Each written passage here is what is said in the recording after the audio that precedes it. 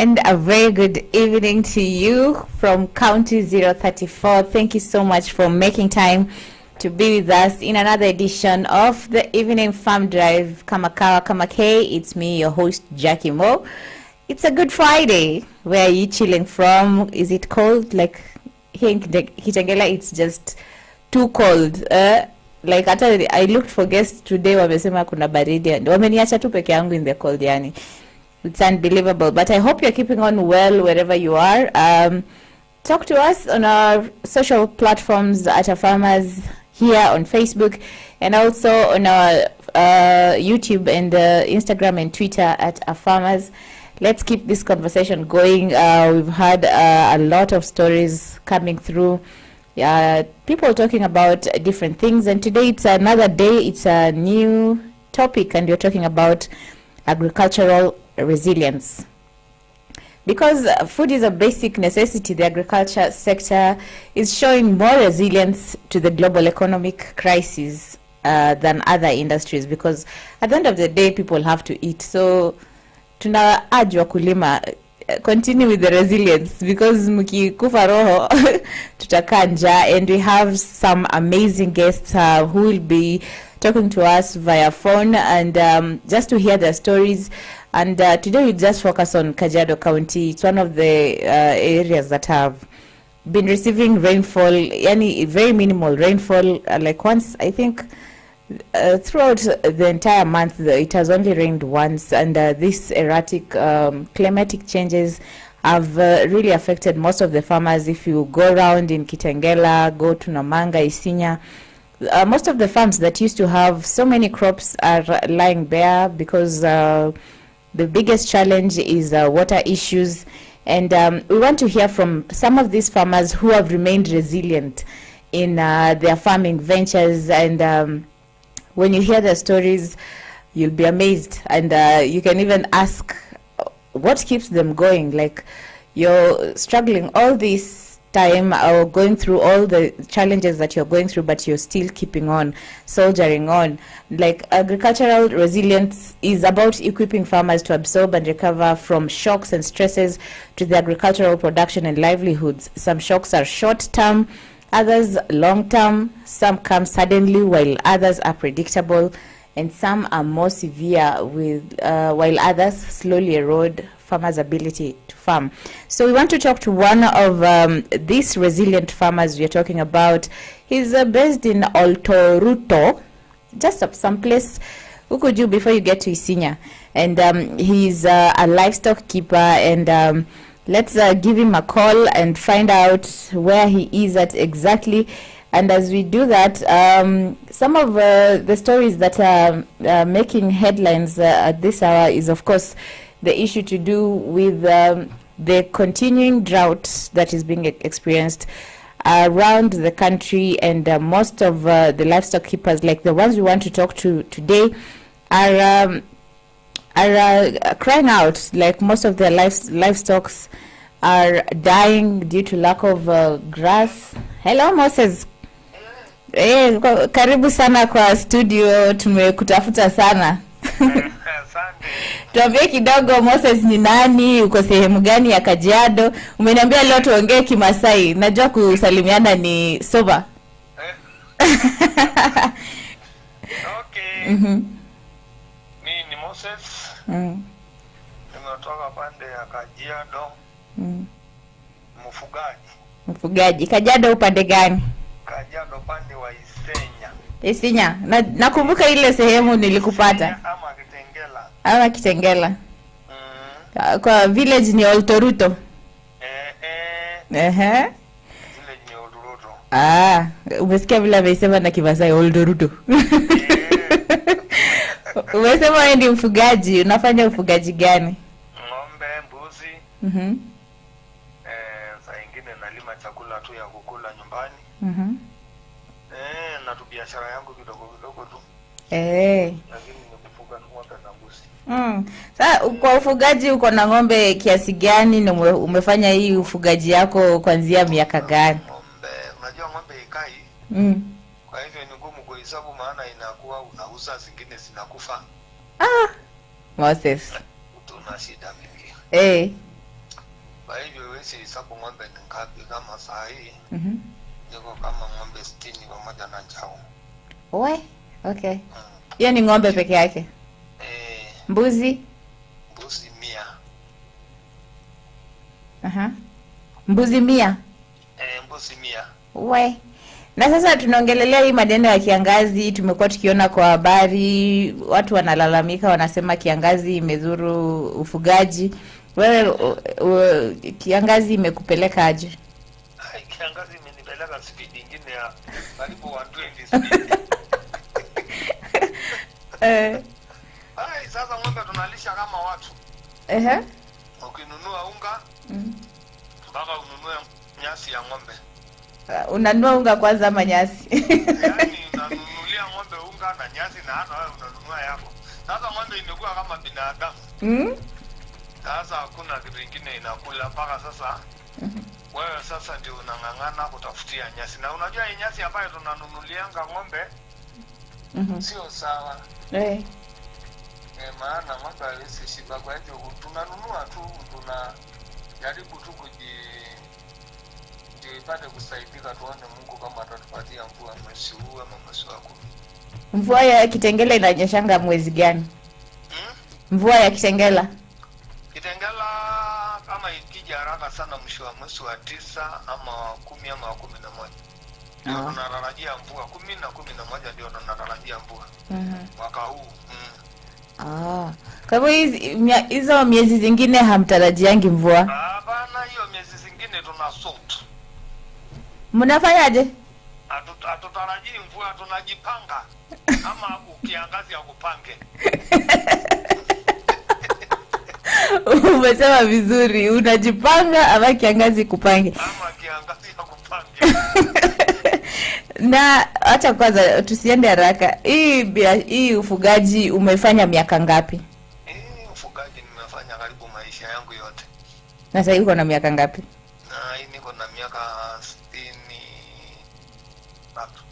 63. 63 years umekuwa ukifanya ufugaji, na mvua inanyesha mara 2 kwa mwaka.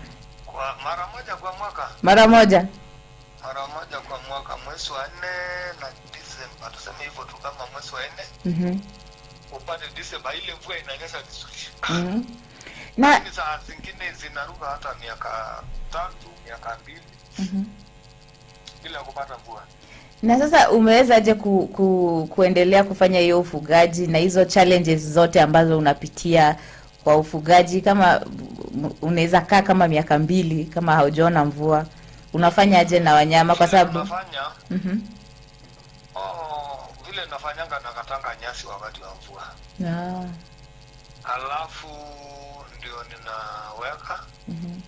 Kiangazi ikija ndio naanza kulisha ng'ombe na hizo nyasi ya kukata. Na kuna wakati hiyo nyasi ambayo umeweka, hiyo hay ambayo umestock inakuishia? Hata saa hii karibu ishe. Tarehe 15 mwezi wa 9 itakuwa imeisha. Umeshapiga umeshajua tarehe? Nimepiga hesabu mpaka mwezi wa 9 sasa sina nyasi. Kufika tarehe 15 20 itakuwa imeisha. Na sasa ikifika hiyo wakati, na kama haujapata nyasi zingine niende nitafute ninunue. Nitafute mahali ya kununua hiyo nyasi zingine na tena unga. Unajua iko chakula ya ng'ombe hizi nauza kwa agrovet. Hiyo ndio naenda kutafuta kununua. Ndio watafuta kununua. Na sasa moja 72,200. Na sasa unanunua kama gunia ngapi ndio itosha wanyama wote? 10. La. Sio ni bei kali sana? Hiyo ni bei kali, na tena hata ng'ombe inakula kama 1 week. Imeisha. Maana upati nyingi. Na sasa wewe umejipanga, hujangoja kupangwa na maneno ya kiangazi. Na sasa wale wengine ambao hawajajipanga, ama pengine mashamba yao ni ndogo, wanafanya aje? Wananunua tu nyasi mpaka tu ujipange. Hii unajua sisi wafugaji tumesoea, ama ng'ombe sikufe yote. Uende 0, uanze 0 tena.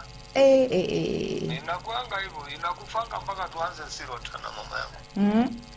Ndio na shida bwana. Wamasai Wamasai wako na shida. Hata kwanza Wamasai watakuja kufa wote kwa sababu usiseme hivyo. kuna shida sana. Unajua hiyo ndio tunaangalia. Hizo ufugaji ndio tunaangalia, ndio chakula yetu. Sasa hiyo ikiisha, sasa si unaona hata yuko mahali zingine watu wanakufa. Kweli kabisa. Unaona pande ya Samburu, Turkana huko, umesikia tu watu hata Kajiado yuko mahali watu umewezwa na kiangazi, wacha ng'ombe. Watu binadamu. Yes, hata nimeona juzi gavana akiongea kwa serikali kuu kusaidiwa, maana inaonekana ukame kwetu imekuwa kali sana.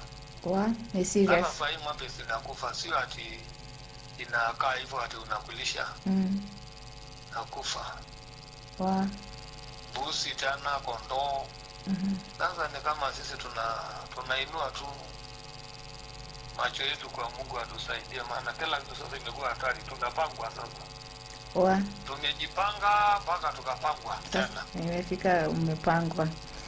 Kiangazi. Hiyo ni huzuni sana. Na wewe Moses ni mmoja wa wakulima ambao mnaendelea na hii maneno ya ufugaji.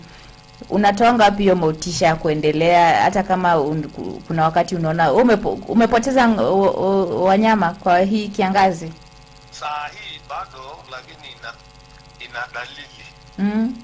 Mvua ikikosa kunyesha mwezi huu. Kwa sasa niko hatari. Lazima isoma kisikusa. Lakini tunaomba Mungu mvua ikuje. Mungu akitubariki. Alafu atupatie mwezi huu. Niko nazo. Na unatoanga wapi hiyo nguvu ya kuendelea? Yaani unajua kuna wakulima wengine wamejaribu kupanda kitunguu, akifika kwa shamba wakiona kitunguu haifanyi wanaachana nayo. Wengine wamejaribu kuweka kuku, wakiona kuku wakikuja wakipata kuku zimekufa zote, wanasema acha hiyo biashara ikae. Wewe unatoa wapi hiyo nguvu ya kuendelea, mwaka mwenda mwaka rudi bado tu uko kwa ufugaji? Hiyo unajua maisha mpaka usomee. Mimi nimesomea mambo ya ng'ombe, mbuzi, maana mimi si hamangi. Mimi najaribu tu kabla mvua ikinyesha saa hii. Badala nipumzike najipanga nikijua ya kwamba mvua imenyesha, baada ya mvua ni kiangazi. Kwa hivyo mpaka nijipange tena kutafuta nyasi. Na ndio inanisaidianga sana. Na tena ng'ombe yangu amejua malisho hii ambayo inalisha nyumbani. Saa zingine wakati wa mvua na sabata hizi mahindi ambayo imefunwa nakata napeleka nyumbani kuweka. Ama nasiaga naweka vitu zingine, alafu nahifadhi kuweka kwa magunia. Ama kuweka kwa store. Ndio wakati wa kiangazi kama huu saa hii ndio naanza kulisha ng'ombe. Vizuri sana. Na hii tekniki ya kustore hiyo chakula ya ng'ombe for wakati wa kiangazi ulipata mmefanyishwa training na pengine county, ama wewe umepata wapi training ya kustore? Wengine wanafanyisha lakini mimi sijafanyisha. Mimi nimejifanyisha. Mimi mwenyewe ndio najifunza. Maana nimeona watu wengi wameweka mastore ya nyasi. Na mimi si hamangi. Kwa hivyo sasa nimejifunza ndio nisijihame. Sasa kiasi ya ng'ombe ikiwa sasa wakati wa mvua ikinona, lazima niuze kiasi. Nifanyishe kazi zingine kama kununulia nyasi, kujipanga hivyo. Kwa hivyo hakuna mtu amenifunza. Mimi mwenyewe ndio nimejifunza kwa mifugo yangu. Umejifunza vile ni kiangazi ilikusukuma ukajifunza ukaanza kujipanga. Amenipanga. Kwa wakati amenipanga ng'ombe 46 kakufa once. 46 ng'ombe kubwa. 60, 50. 40. Ikaanguka mara moja wakati ambaye mvua ilikuja. Nililisha ng'ombe, alafu wakati unajua una wakati ambaye unajua siku fulani ama mwezi fulani tunapataka ku. Sasa Nikalisha sasa ile mwezi ambayo nilikuwa ninadhania nikitikia mwezi fulani tunapata mvua. Mvua ikakosa ikaenda tena mwezi mwingine. Sasa siku zile nyasi imeisha ndio tukaja kupata mvua. Nikamaliza ng'ombe, unajua ng'ombe ikikutwa na mvua ikiwa ina nguvu haiwezi amuka. Inanyesha alafu inaumiza inakufa. Sasa hiyo ni challenge nyingine pia. Hiyo ni challenge nyingine pia mbaya na ni kubwa. Na sasa ni aina gani ya ng'ombe ambayo unaweka kwa, unajua Kajiado iko kwa Asal region, kuna ng'ombe zile zenye unaweza weka zinastahimili hizo harsh weather conditions. Wewe ni type gani ya ng'ombe umefuga na ni unaiona inakupeleka aje? Hizi ng'ombe tu ya yenyeji, sio hizi ng'ombe ya nyama. Zingine ya maziwa hii ya kawaida, hata hii ya grade. Hizo tu ndio ninaweka kama Masai Wall. Nimejipanga, ninajua ya kwamba hizi ng'ombe zangu inaweza kiangazi, zile inaweza kiangazi, maana iko zingine inawezwa na kiangazi haraka. Sio kubwa sana, sio kidogo, katikati medium. Ndio nimeweka. Ndio unafuga. Na nilikuwa natembea Kitengela wakati mwingine nikapata wafugaji wanachukua hadi hizi maganda za ndizi, za viazi. Hizo ni chakula mzuri kweli kwa wanyama? Sio nzuri sana ya viazi na hii maganda ya ndizi, lakini ya mahindi inakuanga nzuri. Lakini shida ng'ombe urusi toshelesha. Ng'ombe ina shida sana urusi toshelesha ng'ombe. Yaani ni kama tu unafanyisha kazi, ni kama ndio usikae usione ikikufa. Lakini zinakula paiso ya ndizi ya viazi, lakini hii ya mahindi ndio inakuanga na nguvu, maana hii yao ni kama iko na sukari. Na sasa umesema kuna watu ambao wameanza biashara ya kuuza nyasi. Nyasi mnapata wapi? Kuna watu ambao wamepanda nyasi hapa Kitengela, Makajiado, ama mnaenda safari tena kununua nyasi? Watu wengine wanaenda kukata na kuja kutuuzia. Kama sasa yangu ikiisha mpaka niende tafute wale wanakatanga. Ama wale wanaenda mahali iko nyasi kama pande ya Nakuru. Pande ya Narok, mahali zingine wanaleta hiyo ngano, pande ya pale unapandwa mchele, wanaleta hizo nini ya mchele. Kwa hivyo wana nini msaada sahi, wacha nikwambia, kama uko na pesa, nyasi tunaletewa mpaka kwa maboma. Wale wafanyabiashara wanasungusha. Hiyo ni shida kubwa sana. Shida kubwa, maana bale moja sahi ni kama 15 kg na ni 350 kama 10 kg. Yeye inakulisha ng'ombe wangapi ama mbuzi ngapi? Hakuna moja kama nikinunua yangu nakatianga kama 15 kwa siku. Kama ulikuwa umestock nyingi. Kwa hivyo inaonekana ni pesa mingi. Lakini tunajaribu sasa, utafanya nini? Hakuna otherwise. Kazi ya Mungu sio kazi ya mtu, maana tukienda kotini kulalamika. Lakini unalalamikia nini sasa? Utalalamika, utauliza serikali nini? Hakuna kitu utauliza. Ile kitu utauliza serikali. Msaada ya kulisha watu. Utalisha watu wa ng'ombe. Na sasa ukikuja kwa maneno ya soko ya ng'ombe, sasa kama sasa hii kuna hiyo kiangazi, najua weight yao imerudi chini. Mnauza ng'ombe sasa bei gani? Ng'ombe inauzwa hata 600. Ng'ombe. Maana ni ile ya kuinua. Mtu akiwa na nyasi sasa utatajirika sana. Nauza inaenda mpaka 600, maana hakuna mtu anataka. Hiyo ni hasara. Kama ongezi ambayo iko na nguvu kidogo, sasa usiele 2000. Ambayo inashindwa kuamuka. Nyingine inaenda mpaka 600, maana nyama yao imeharibika kabisa hiyo. Kuna kitu, hiyo ni mifupa tu. Moses. Hiyo ni shida kubwa ambayo hata serikali inafaa ingilie kati. Isaidie watu wafugaji sana sana. Hiyo inatakiwa serikali saa hiyo ajipange sasa. Wafunge viuno sasa kuangalia wananchi, maana wakicheza wananchi wataisha sasa hii Kenya. Watu wana shida, maana wengi ni wale ambao wafugaji, wale ambao wanategemea mifugo. Sasa tukimalizia, pengine ujumbe wako kwa wale ambao wanakusikiza, unaweza kuambia nini? Pengine watie moyo wale wengine kama wewe ambao wanang'ang'ana kwa hii ukulima ya ufugaji. Nini unaweza waambia? Kwa sababu hata mkiamka leo wafugaji wote mseme sisi tumeachana na ukulima wa livestock, hatutawahi kula nyama tena. Sasa nini unaweza waambia ya kuwa encourage waendelee na hiyo venture ya kufanya ufugaji? Naweza kusema wale wafugaji, kila sasa Mungu atusaidia tupate mvua, watu wajipange kukata nyasi kuweka.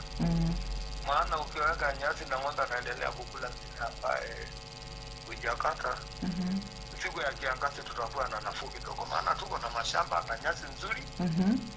Na ukijaribu sasa kujipanga namna hiyo itakuwa sawa. Tutaendelea, tutamaliza, tutaacha mambo ya kufuga.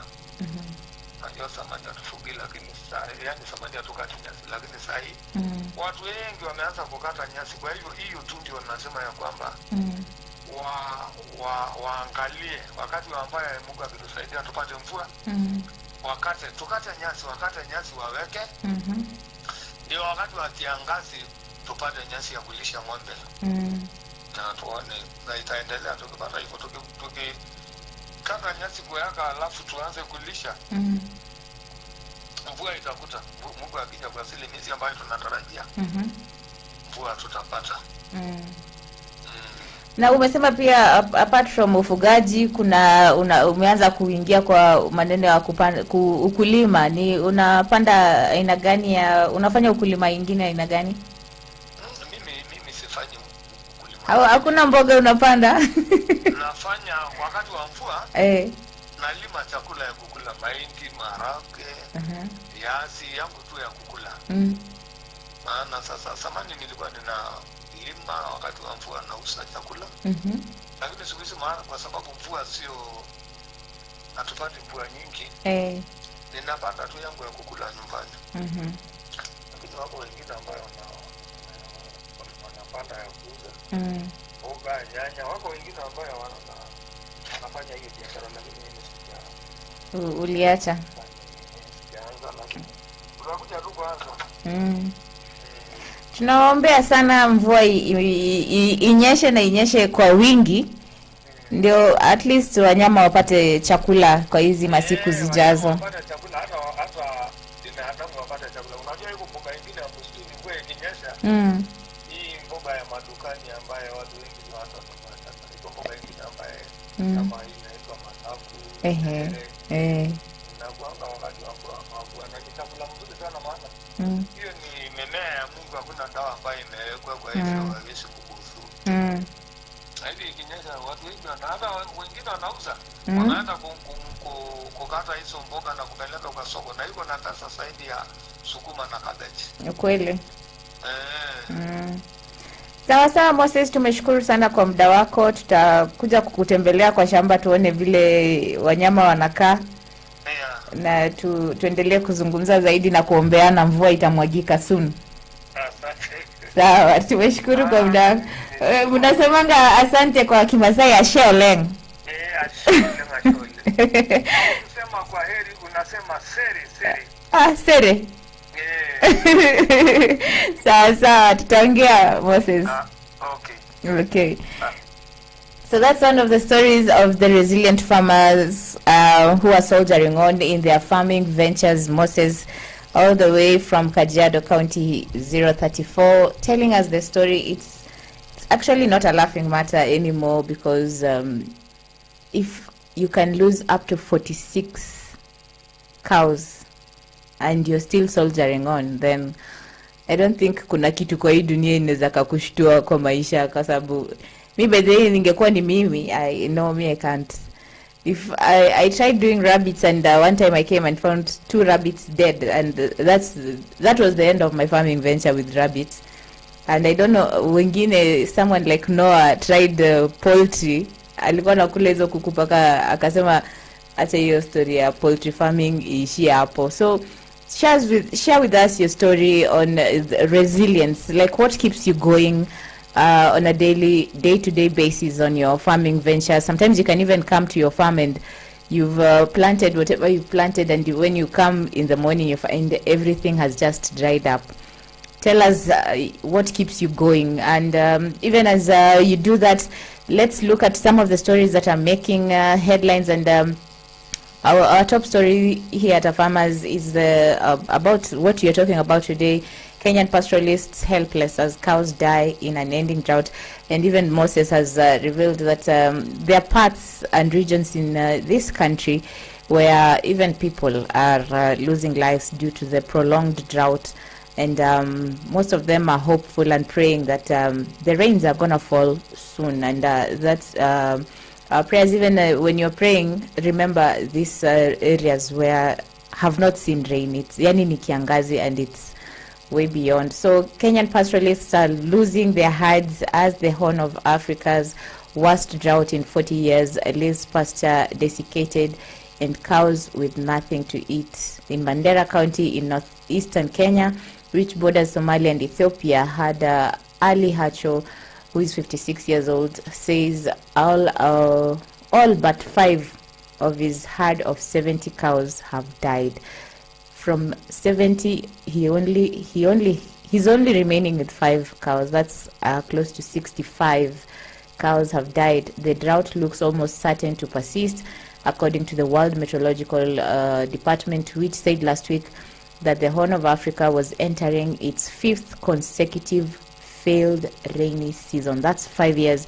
And Moses ametuambia here in Kajiado there's a time ilikaa 2 years kama hawajaona mvua. And to some other good news is Kakuki's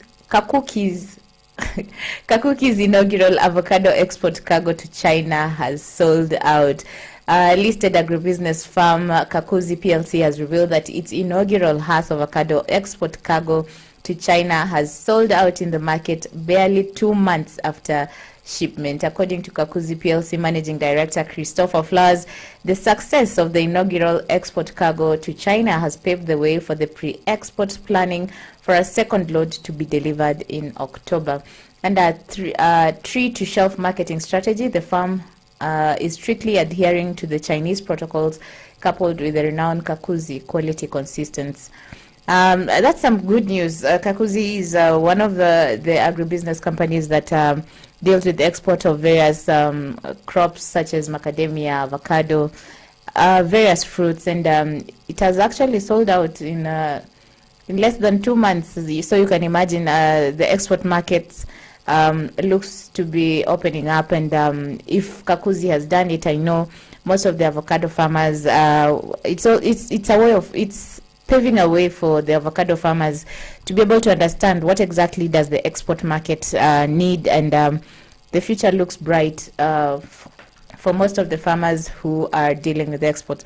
We'll be taking a short breather to just get whatever we've discussed with Moses, digest and think through it, and what exactly most people are going through. The other day we were talking about food wastage, where things are rotting in people's farms, and here are people who don't even have a meal. You're wondering whether you'll buy food for your livestock or you'll buy for your home. You have a herd of like Moses has said, he has 60 cows and 100 sheep. Why don't we come up with something, probably a campaign, and take this food that is being wasted to some of these regions, even if it's not even to feed the people, feed the livestock, because at the end of the day we need these animals. Hizi ng'ombe zikikufa hakutakuwa na nyama in whichever part of the country you are. Most of this meat is actually being exported to other regions, so we need to support each other and come together as one. So just a reminder of today's topic is agricultural resilience. What keeps you going? What measures do you keep in place? Because every experience is a learning experience. Share with us your experiences, how you handled yourself when you found you got that shock on your farm, how you managed it, and how you're controlling it. We'll be right back after this. Keep watching and keep staying tuned to the Evening Farm Drive here at Afarmers Media. We'll be right back shortly.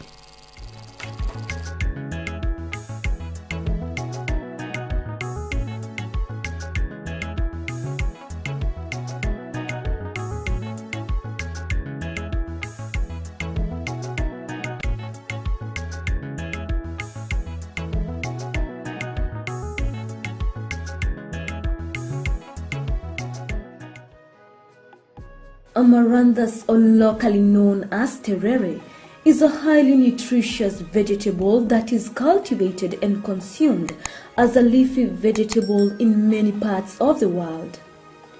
It's easy to grow, matures fast, as it takes an incredible shorter period than most traditional crops.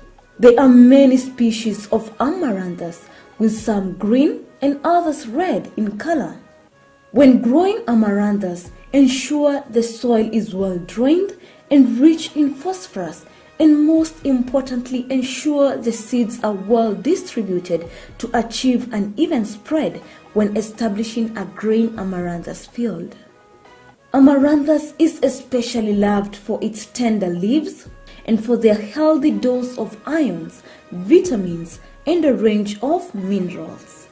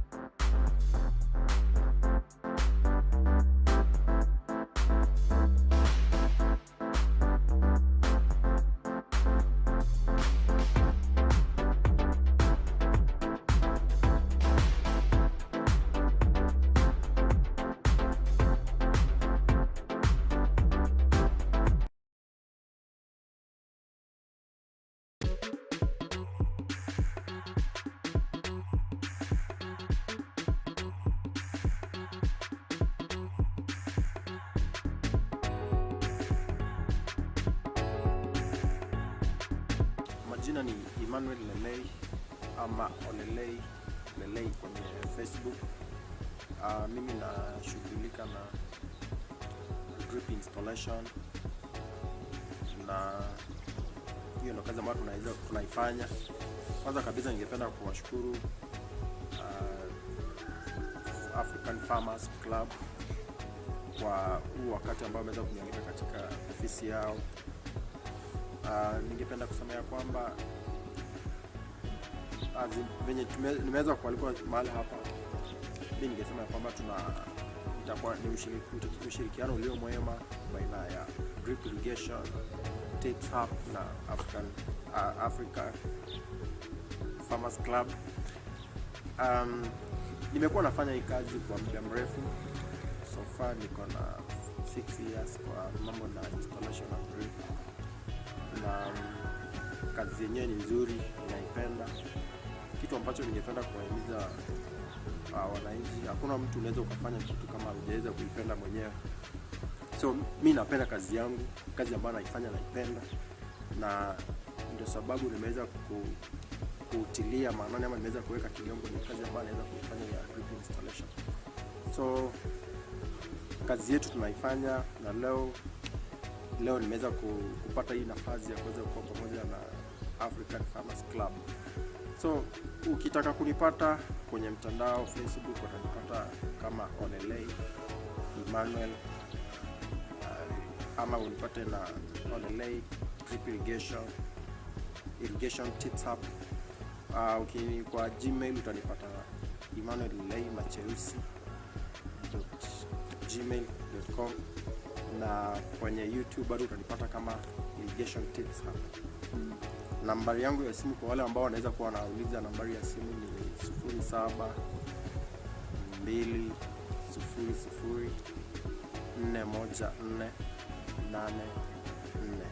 Ningependa kabisa kuweza kuonyesha emitter ni nini na kazi yake na umuhimu wake pia ni nini.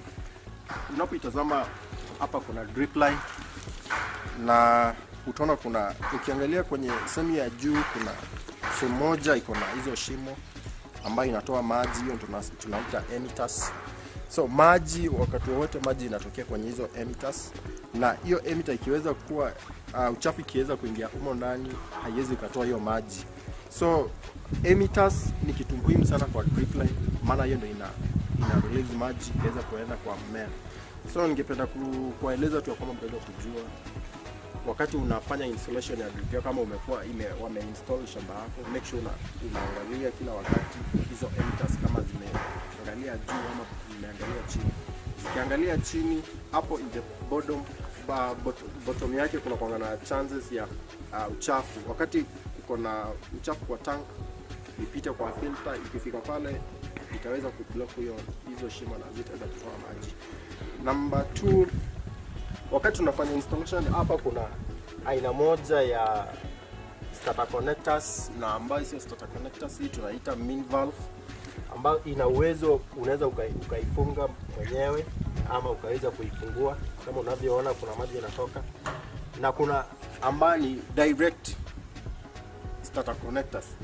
So hii ni mojawapo ya mkulima mwenye anaanza anaweza akatumia kitu kama hii, maana anaweza akacontrol, ama ako na maji kidogo, unaweza ukacontrol wakati umefanya installation yako, unaweza ukacontrol hii maji, maana hii itakuwa na kazi kubwa.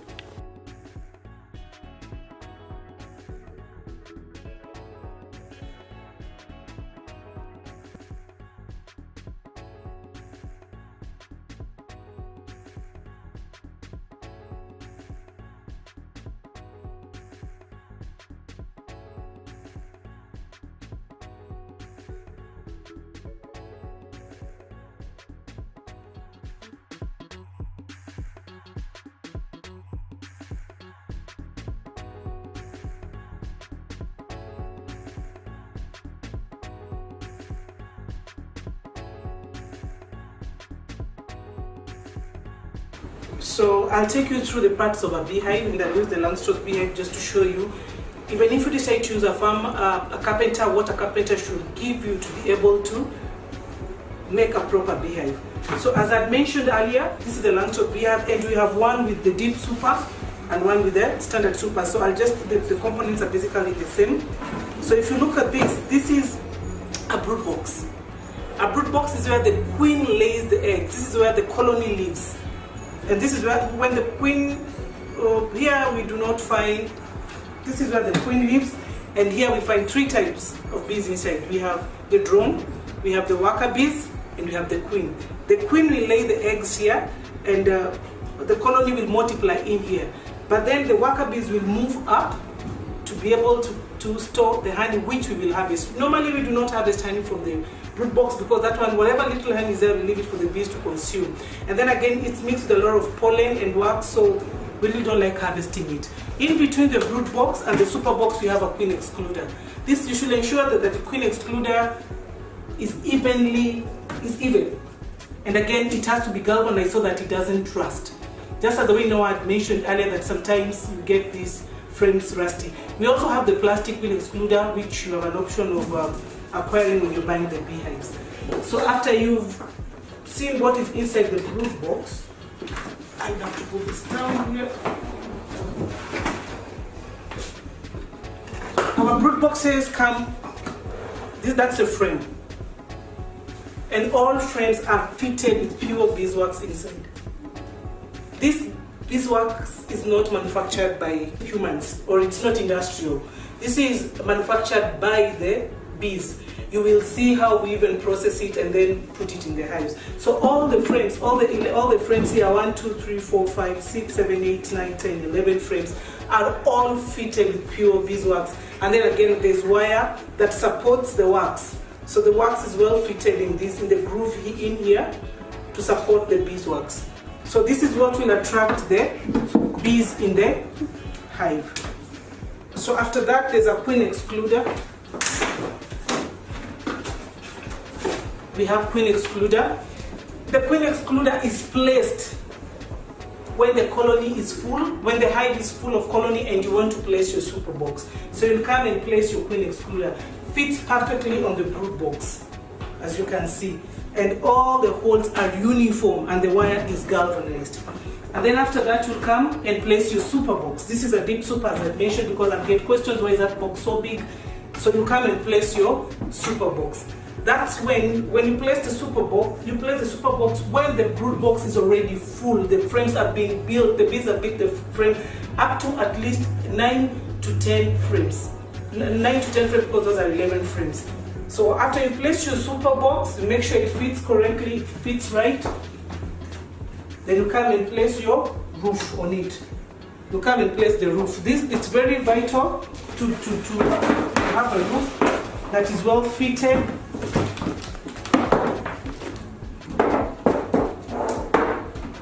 I will show you how a standard roof should look like. Look at this roof. This roof is properly insulated with plywood. This controls heat in the hive. Imagine building a roof with just without the insulation. The heat that is retained in the hive will be too much. So that if you look at the roof, well made, fits on the hive. Perfect. So that's how a complete hive should look like. Whichever way you decide to go and get your Langstroth beehive, please make sure whoever is making your beehives meet those simple standards, and the most key is getting the dimensions. If you just zoom inside this hive, you will see the spaces in between are equal. There's no big, there's no small. The top bars are the same. Both, if you check, the brood box and the super box are fitted with pure beeswax, and the embossed cells are for the African bees. Just the right size for the African bees. All the frames are embossed. All the wax in the frame are embossed. And please remember, keep in mind, it's pure beeswax, and that's how you'll be able to attract your hives in the beehive. I know you'll ask me why the two different colors. Green is our corporate color, that's why we use it. But any reflective color can be used to paint the hives. This one was an order that we had done previously for a customer who preferred to have the hive in its natural form, to see the wood. In its natural form, as you can see, this timber is treated. The moisture content is below 13 in this timber. Very key again when somebody is making for a beehive. So if you notice, for durability purposes, we had to treat this timber for termites to keep off the termites and being attacked by other insects. This one, as I mentioned, green, any reflective color you can use. You can use white, you can use yellow, you can use lilac, you can use purple. Those reflective colors, and the bees are attracted to this bright color. So as already explained, this is a Langstroth beehive, well made. You can also contact us if you're interested in keeping bees and acquiring a Langstroth beehives. We are located on Mombasa Road, along Kiangombe Road, right behind Ramtons. The first go down on your left. And you can also call us, reach us on the telephone numbers below the screen. You can call us on the numbers you are seeing below the screen, and you can also visit our website www.apicultureventure to find out more about what we do, how we work with farmers, and just to see how we can work together to make beekeeping a better project and get some food for you.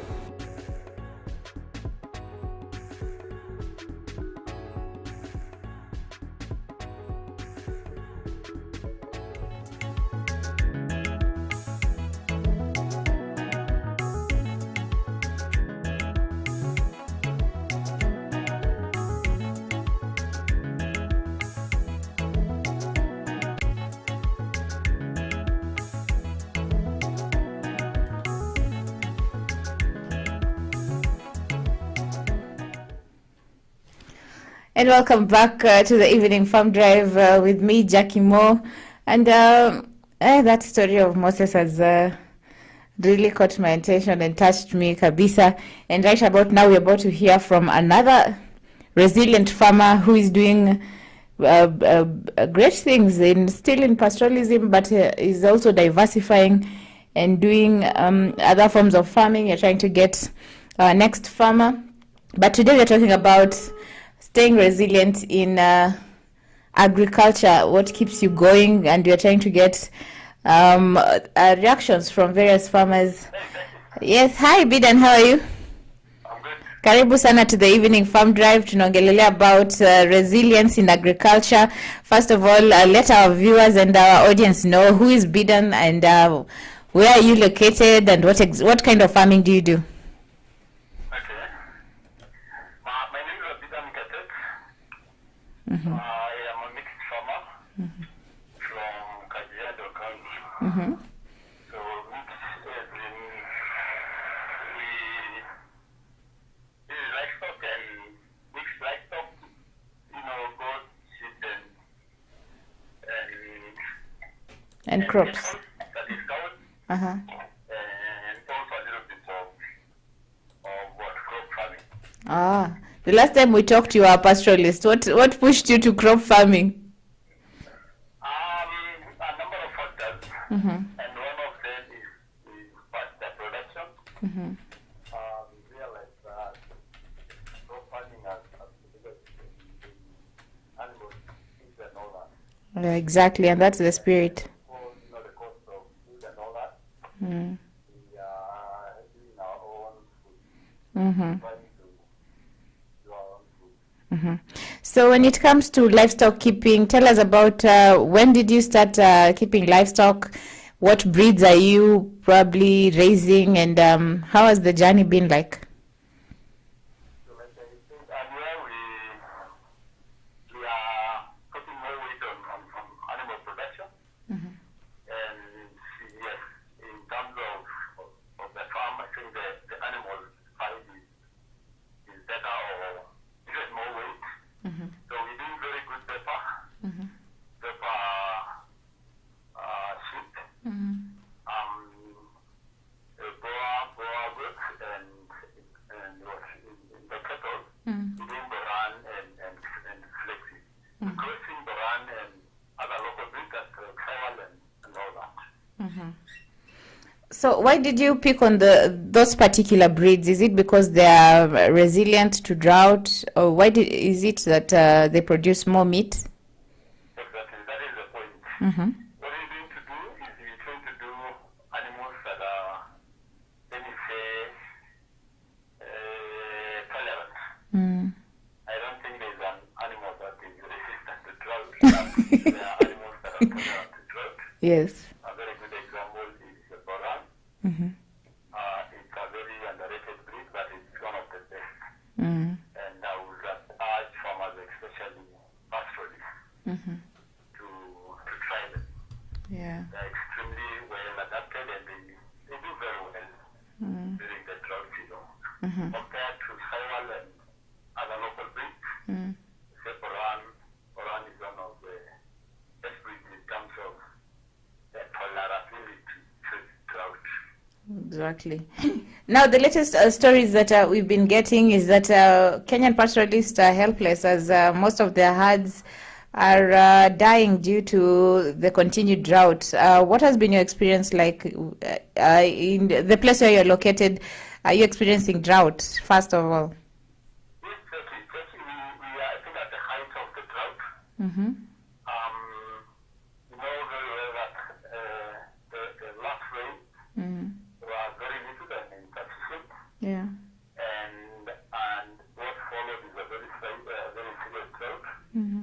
And a lot of farmers are suffering now. In fact, we're losing a lot of cattle now Mm-hmm. on drought. And the economic situation, the farmers are literally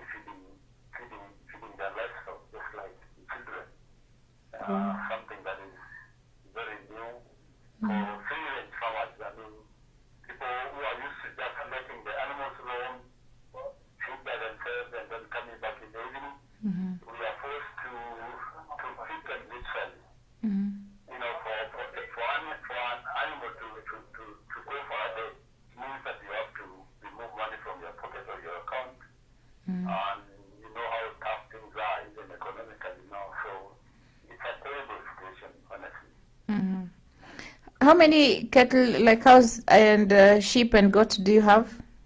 I'm not getting it clearly. Mm-hmm. Hello? Yes. Yes. Is that clear? I was asking how many cows, how many livestock do you have in terms of the cows, the goats, and the sheep, and how much are you like having to spend, like if you're buying the hay, how much do you spend on when you're feeding your livestock? It really depends on the number of the animals you're feeding. Mm. Personally, I was feeding them on silos that I had made earlier. Mm-hmm. So I'm a bit lucky because I was somehow prepared. But unfortunately, we were not able to harvest hay last season for the same reason that the rains were insufficient and the hay did not grow well. Mm. So, but I know some of my brothers have been feeding their livestock or other cows for stuff like 2 months. Mm-hmm. And to be quite frank with you, Mm-hmm. they're spending quite a lot. Yeah. I'm probably half of the cost or half of the value of your livestock. Mm. Some farmers have already spent money, huge sums of money. Yeah. So at the end of it all, if it goes, another 20 days without the rain, Mm-hmm. I think it will be a total loss because you would have lost your animals and plus the amount that you used to set the animals. Wow, that's very painful. I can imagine. And them are already busy. If you go to these slaughterhouses in Kajiado, Kitengela, Kiserian, and Griffin, you will be surprised to find the amount of cattle people are selling. I mean, an animal that will initially cost 50 to 100 to, 1,000 people are selling them at a price of, at 1,000 to 2,000 to What? 5,000 around there. Why? Ha. Those are tough times. Hmm. Those are tough times. Bidan, I've been with you. We took a walk one day when you were trying to feed the goats. What keeps you going? Like, you've never given up on livestock keeping. Where do you get the courage? Like, you keep going and year in, year out, whether there's drought or not, you're still a livestock keeper. That's very true. I mean, the droughts now, are like continuously. In the past, we would get droughts after 10 years. Then, but if you look at things now, droughts are coming almost at the rainy season. And to answer your question, the things that many things that people are doing, and one of them is the pattern, the land for our livestock and all that. The other is livestock, I would say, is a very lucrative business. I mean, when things are well, you really make good money, easily. So that is also one of the reasons that people are doing. And the other is our livelihood. We honestly do not know other lives, so it is something cultural with that. And this can be a blessing and a curse because I think to some people it's sort of a curse because they do not know how to do other things and they're not even interested. So that is also one of the reasons, the cultural reasons and all that. Yeah. But generally, I would say the economical sense of it, livestock can be very lucrative. I mean, you can make a lot of money very fast. And of course, I mean, in life, you can't just give up. I mean, it's not that, it's not only this sector, there are so many sectors now are doing badly that you don't just give up, you keep fighting. Exactly. If you give up, Mm. then you're not letting this work. That's the spirit. Well said. And Kitambo, the Maasais were known to be moving from one place to another in search of pasture. And you're one of the people who is now growing and storing hay. Probably, what can you tell the other people who are doing their livestock keeping in free range? I'm not very sure if I got it. what can you advise the other people who probably have been expecting like they'll be getting grass, like Kitambo people used to walk from one place to another in search of pasture, and what are the new technologies? Like I was telling you, Jackie, Mm-hmm. the drought Mm-hmm. coming from, because now you see some of us see that the blessing because we are somehow learning from it. Mm-hmm. We are beginning to do some things that we never did before, like, hay harvesting, silage. Mm-hmm. So it's a learning thing. Yeah. Some of us are learning from it.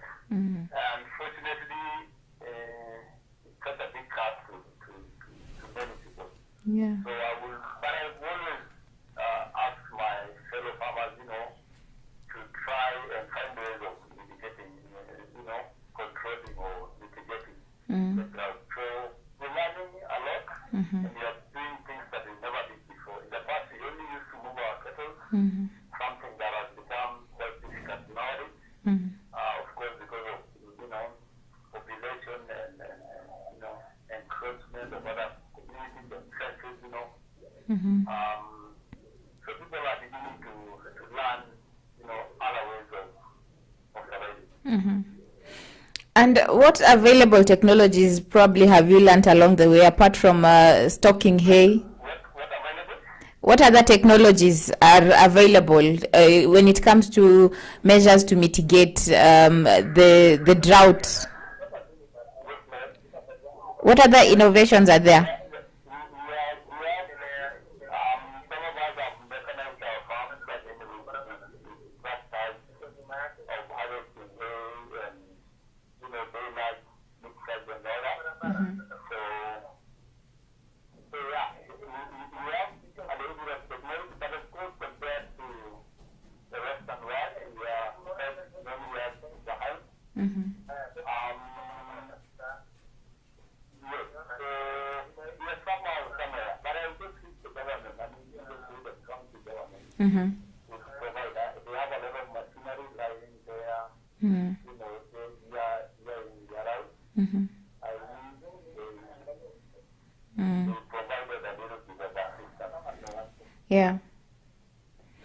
Yeah. So apart from the ongoing drought, I know there are other challenges that also affect livestock. There is the issue of human wildlife conflict. There is the issue of pests and diseases.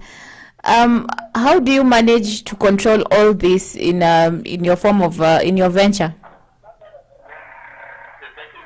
That is very true. Mm-hmm. There are quite a number of challenges, but the biggest of them, like the data is the price. So we have some of these like diseases, some of them are very contagious. Mm-hmm. Like you mentioned, wildlife, human wildlife conflict. Some of us are not far from the Nairobi National Park, Yeah. and we have animals sometimes, attacking our lives or killing them and making a lot of losses. Mm-hmm. That one again, unfortunately, we don't get much assistance because the national government hasn't really been able to compensate.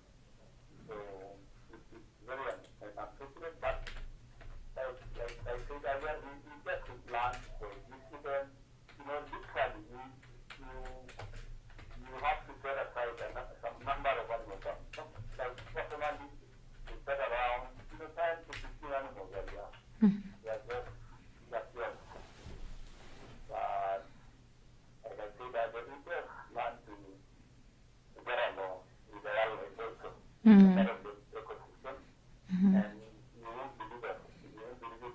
Some of us actually would love to have some wildlife along.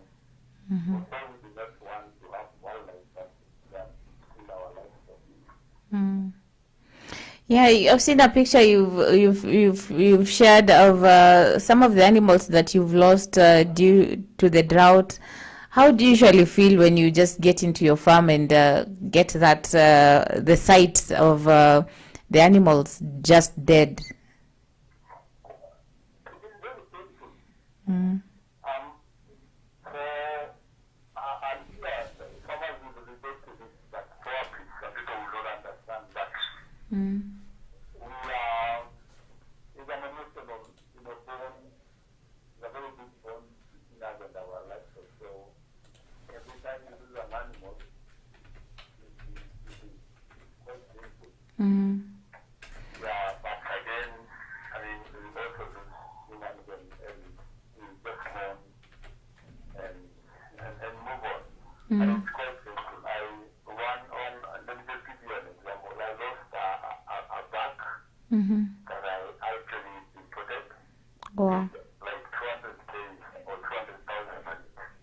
And I lost it on a leopard, shortly after it arrived. Luckily, there were two. Mm-hmm. And I got a few, kids from him, but there were just very few. Mm. So I think that is a rough idea of what you're talking about. Yeah. And unfortunately, I did not get any form of compensation. Mm-hmm. And I'm not even looking for it. I'm not even hopeful because I've lost so many animals on wildlife and I have never been compensated. Mm. So that gives you a rough idea of how we compensate, maybe in certain amount. So the process of importing an animal is just by itself the limit on an animal Mm. is just rough.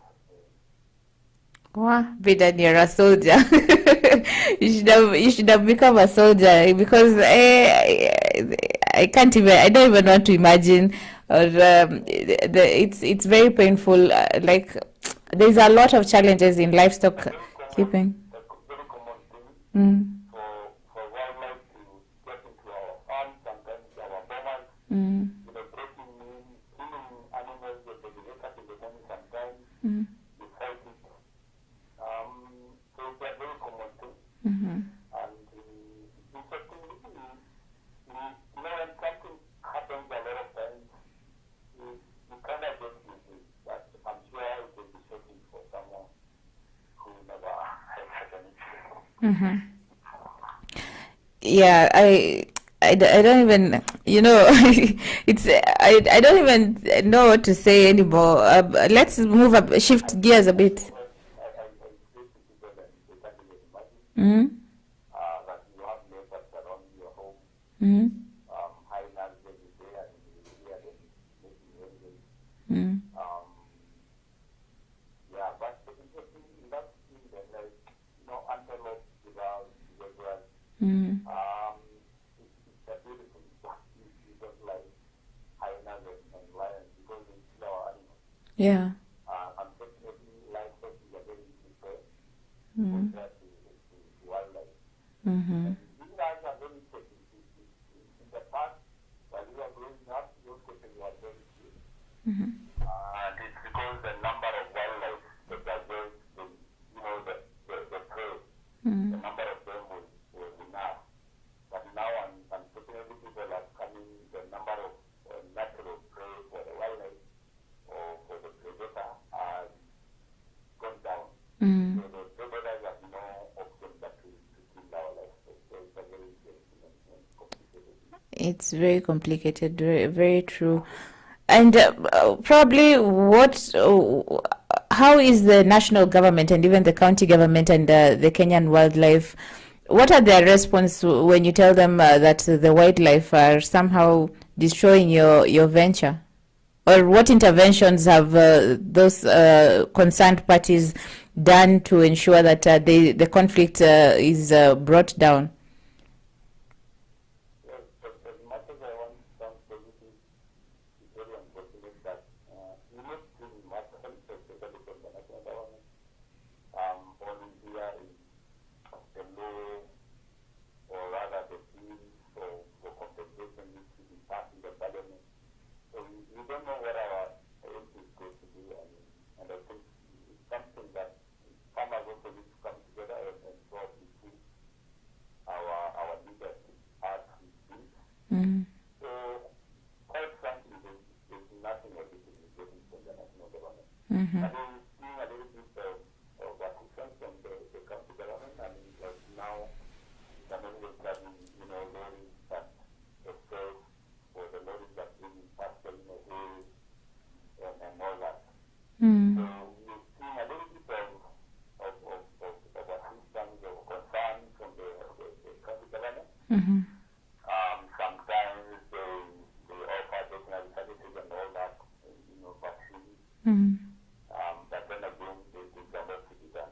Yeah, when we started, you talked about you've also ventured into crop farming. What crops are you growing, and how is crop farming taking you as compared to livestock keeping? If you compare crop farming and livestock, personally I've done both, but but I think there's a lot of cost involved in crop farming, drugs, pesticides, and water, fuel, and all that. And this really eats your profit. Compared to livestock, especially our way of livestock, which is natural, where animals just go graze and come back in the evening, the cost is minimal. So I would say livestock is easier and cheaper. You still prefer livestock? But they sort of substitute each other. Because when you have food, you don't need to sell so much of your livestock to feed the kids and all that. So I thought if you produce our own food, you would control your animal health and all that. And the fact also that some of this, further, like let's say maize, for example, to answer your question, we do maize in, pumpkins, sweet potatoes and all that. And all this, the vines, the maize cost and starch, we use them to feed our animals. So the samba is helping us in animal production. So you're only doing it on subsistency, or you also sell to the neighboring community?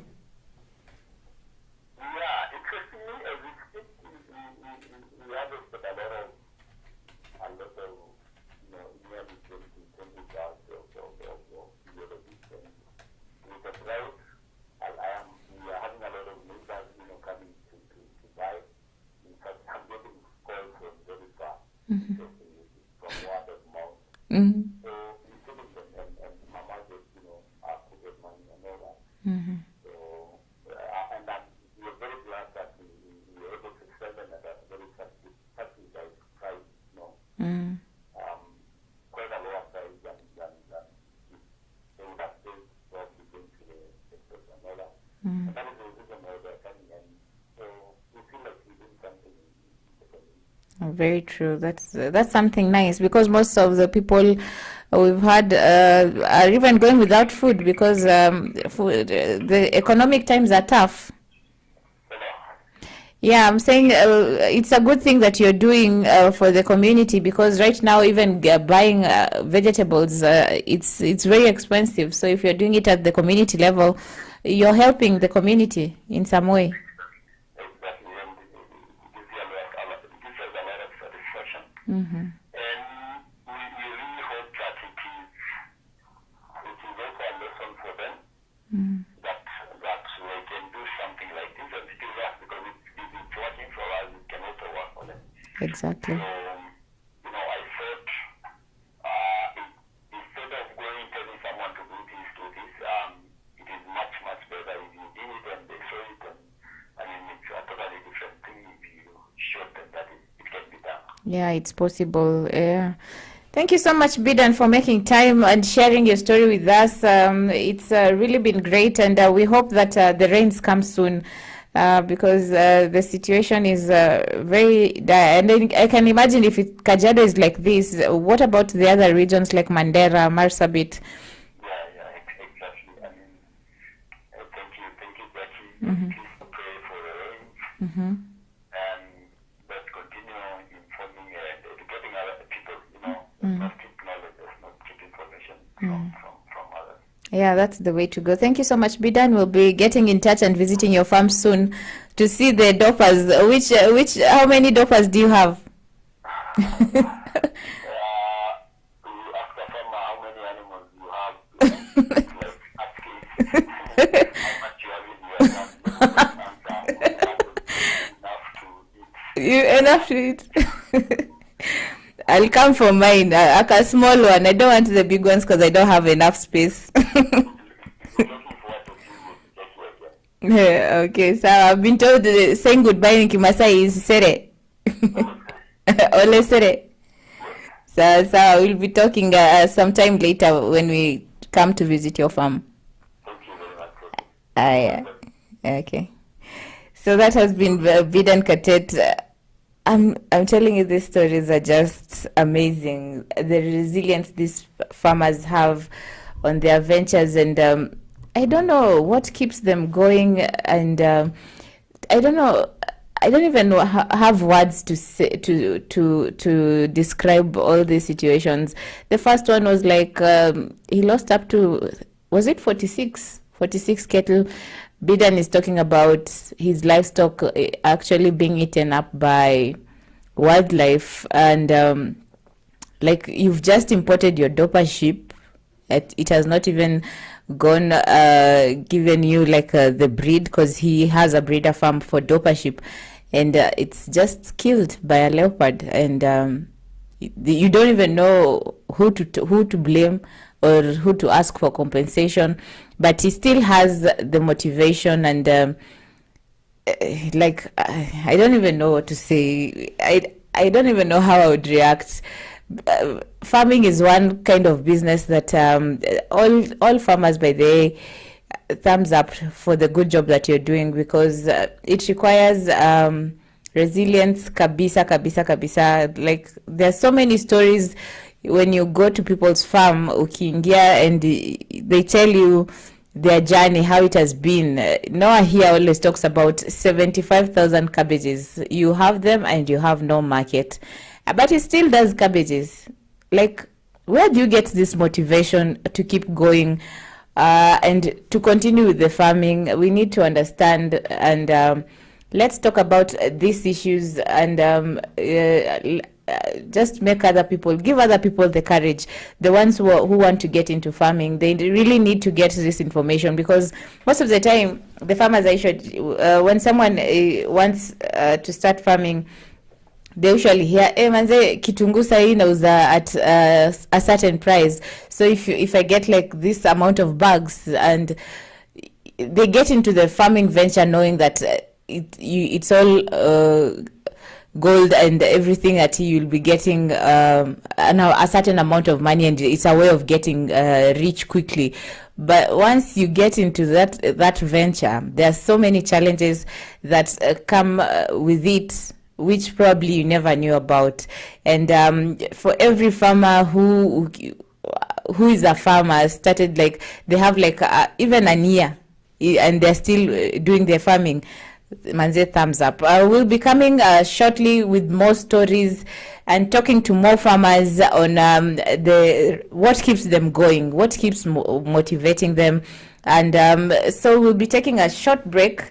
When we come back, we'll be taking you into the kitchen, showing you how different foods are made, and we'll get to know more about the traffic updates and what is happening on the agribusiness side. Let's not just talk about the challenges. Don't be discouraged on getting into farming.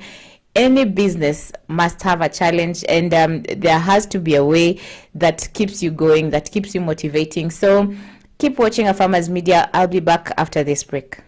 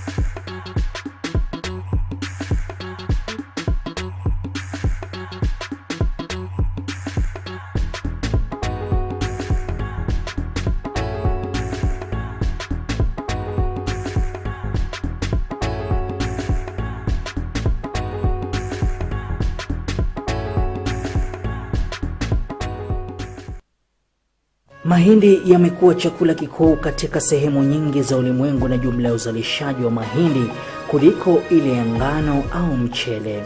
Mbali na kuwa mahindi ni chakula, pia hutumiwa kutengeneza ethanoli, chakula cha wanyama na bidhaa zingine. Kunayo mahindi ya gume, mahindi ya ganda, yani popcorn, mahindi ya unga na mahindi matamu. Mahindi yanalimwa sana kote ulimwenguni na kiwango kikubwa cha mahindi hutolewa kila mwaka kuliko nafaka nyingine yoyote.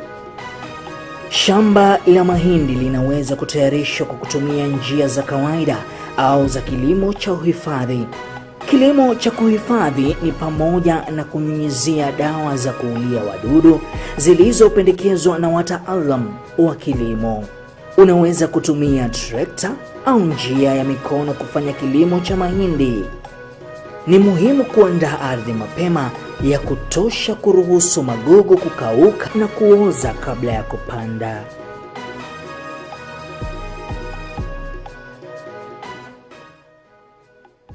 Amaranthus, or locally known as terere, is a highly nutritious vegetable that is cultivated and consumed as a leafy vegetable in many parts of the world. It's easy to grow, matures fast, as it takes an incredible shorter period than most traditional crops. There are many species of amaranthus, with some green and others red in color. When growing amaranthus, ensure the soil is well drained and rich in phosphorus, and most importantly, ensure the seeds are well distributed to achieve an even spread when establishing a grain amaranthus field. Amaranthus is especially loved for its tender leaves and for their healthy dose of ions, vitamins, and a range of minerals.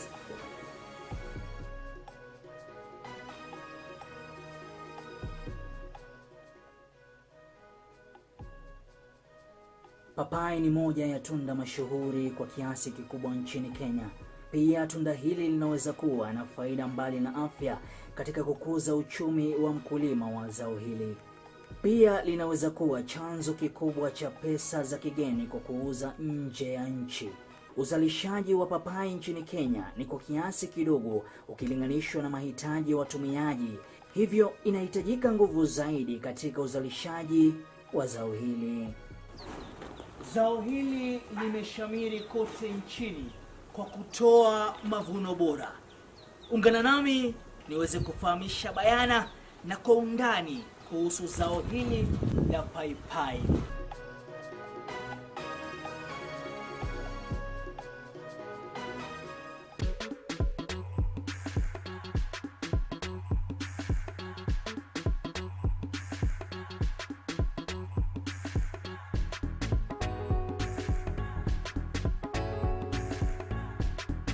Majina ni Emmanuel Lelei ama Olelei Lelei kwenye Facebook. Mimi nashughulika na drip installation, na hiyo ndio kazi ambayo tunaifanya. Kwanza kabisa ningependa kuwashukuru African Farmers Club kwa huu wakati ambao wameweza kunialika katika ofisi yao. Ningependa kusema ya kwamba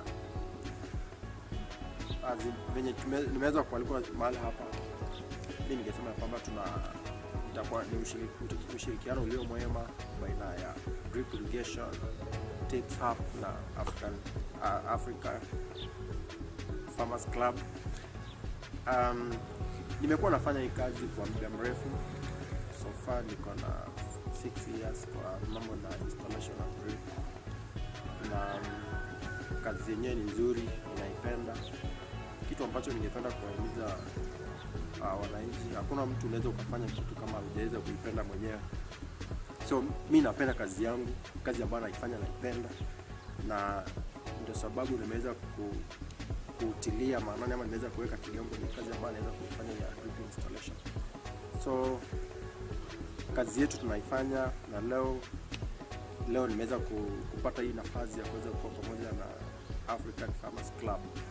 So ukitaka kunipata kwenye mtandao Facebook utanipata kama Olelei Emmanuel, ama unipate na Olelei Drip Irrigation Tips Hub.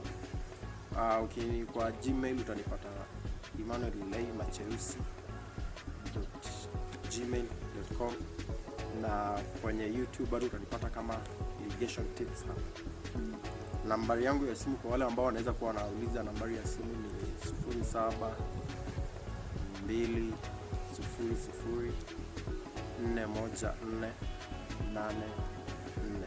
Ningependa kabisa niweze kuonyesha emitter ni nini na kazi yake na umuhimu wake pia ni nini. Unapoitazama hapa kuna drip line, na utaona kuna, ukiangalia kwenye sehemu ya juu kuna sehemu moja iko na hizo shimo ambayo inatoa maji, hiyo tunaita emitters. So maji, wakati wote maji inatokea kwenye hizo emitters, na hiyo emitter ikiweza kuwa uchafu ikiweza kuingia humo ndani haiwezi kutoa hiyo maji. So emitters ni kitu muhimu sana kwa drip line, maana hiyo ndio ina release maji iweze kuenda kwa mmea. So ningependa kueleza tu kwamba mtaweza kujua wakati unafanya installation ya drip, kama wameinstall shamba yako, make sure unaangalia kila wakati hizo emitters kama zimeangalia juu ama zimeangalia chini. Zikiangalia chini, hapo in the bottom yake kuna kuanga na chances ya uchafu. Wakati uko na uchafu kwa tank, ipite kwa filter, ikifika pale itaweza kublock hizo shimo na zitaweza kutoa maji. Number 2, wakati tunafanya installation hapa kuna aina moja ya starter connectors, na ambayo sio starter connectors, hii tunaita min valve, ambayo ina uwezo unaweza ukaifunga mwenyewe ama ukaweza kuifungua kama unavyoona, kuna maji yanatoka, na kuna ambayo ni direct starter connectors. So hii ni mojawapo ya mkulima mwenye anaanza anaweza akatumia kitu kama hii, maana anaweza akacontrol, ama ako na maji kidogo, unaweza ukacontrol wakati umefanya installation yako, unaweza ukacontrol hii maji, maana hii itakuwa na kazi kubwa.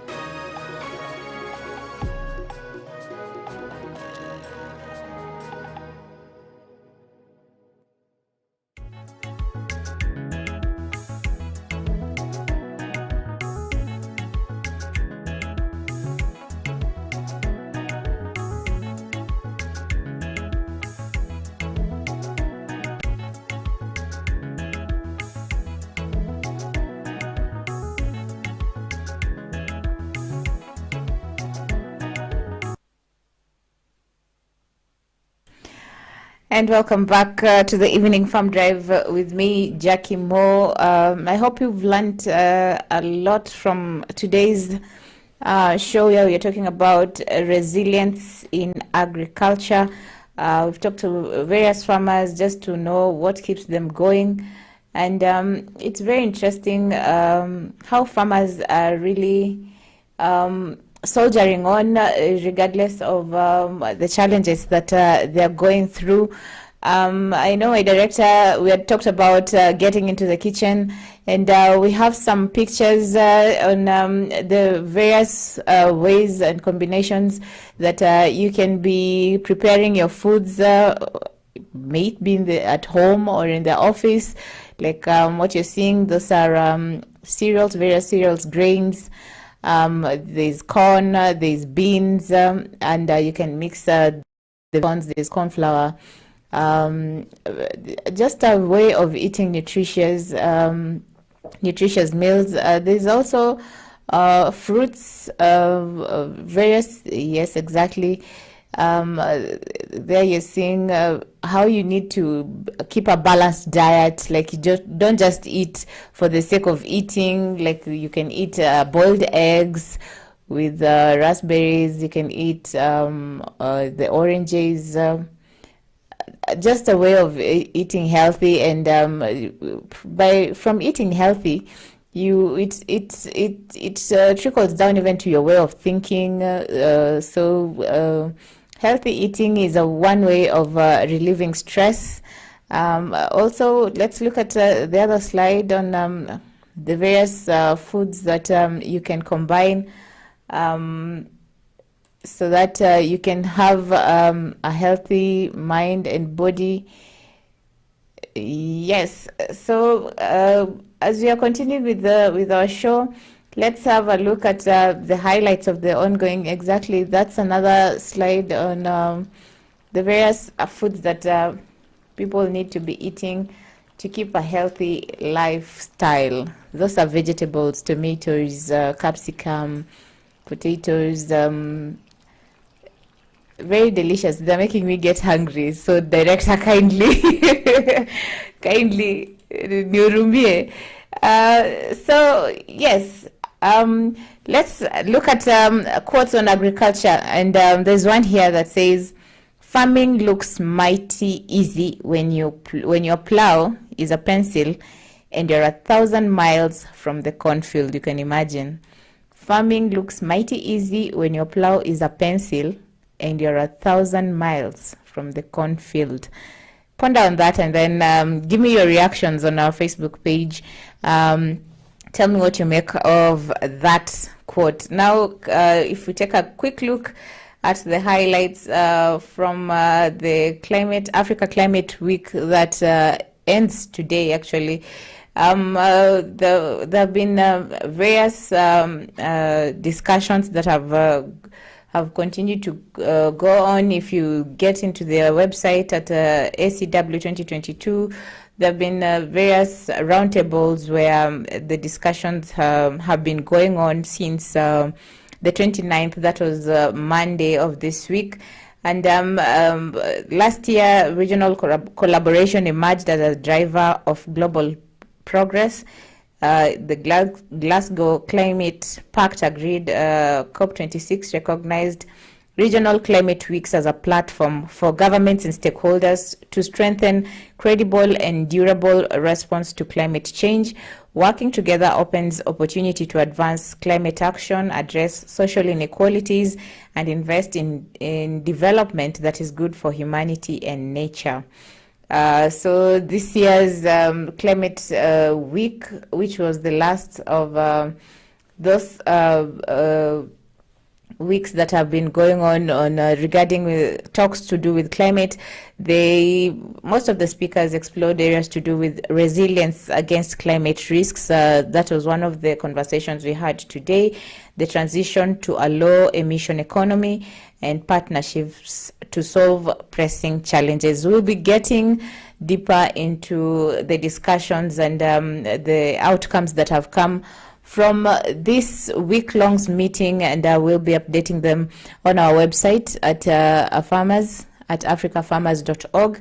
There are so many blogs that have been done regarding climate resilience against climate risks, blogs on climate action. So if you get into our website at africafarmers.org, you'll get all the information, and we'll also be updating on the various discussions and roundtables that have been happening on the Africa Climate Week. And even as we are on the road to COP27 that is coming up in November, there's so much that is happening that most people are not even aware about. Like we were not aware of the drought in the ASAL regions. We just see them in the news, but talking to people who are really on the ground, it really touches, and something needs to be done. And it can only be done by us. We cannot keep sitting down and waiting for probably the national government or NGOs to do something. It must begin with us. And I think here at Afarmers, we will start a campaign probably to help the livestock keepers in this crisis. Like the farmers we've talked to have said, a kg or the pack of hay is trading at 300, and you can imagine a farmer has close to 300 livestock. Like really, it's really a burden on them, and it's about time that we all gather together and help each other as one. Let's not just look at the human aspect about people dying. Even livestock are dying, and it's about time we gathered ourselves up and give a helping hand where we can. Let's not let food go to waste. This food that is being wasted is really needed by some of these people. So we will put up a campaign, and hope someone out there who is watching and looking, give your helping hand. Let's support these people. And I'm sure by helping one another, we continue being resilient. And even by meeting, we can be able to even talk and forge a way of how helping one another on being resilient in whichever venture that we have taken up. So I hope you've learned a thing or two. Those who want to be featured, get in touch with us, and we will be coming to your farms to show people the various ventures that you're getting into, how you're handling and managing your ventures, and any new thing that you've learned, and are willing to share it. Get in touch with us, and we'll most definitely be contacting you. I've been your host, Jackie Moore. This has been the Evening Farm Drive. Hope you guys will have a lovely weekend, even though it's cold from here in Kitengela. I know it's cold now, but it's gonna get warm. And as you start the weekend, remember to be good and do good always. Goodbye for now. Have a lovely weekend.